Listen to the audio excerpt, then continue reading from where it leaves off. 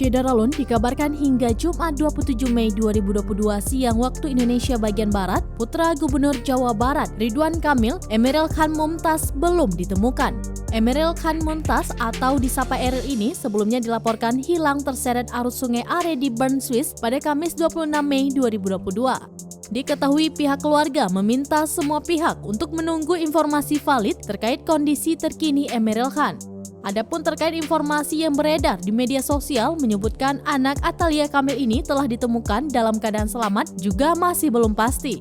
Wakil Gubernur Jawa Barat UU Ruzanul Ulum yang dimintai informasi terkait perkembangan pencarian anak Ridwan Kamil menjawab belum mendapatkan update dan meminta semua pihak ikut mendoakan.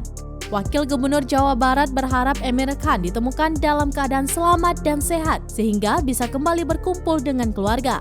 UU Ruzanul Ulum juga mengajak seluruh masyarakat Jawa Barat untuk bersama-sama mendoakan agar proses pencarian terhadap Emeril Khan di Swiss berjalan sesuai dengan harapan.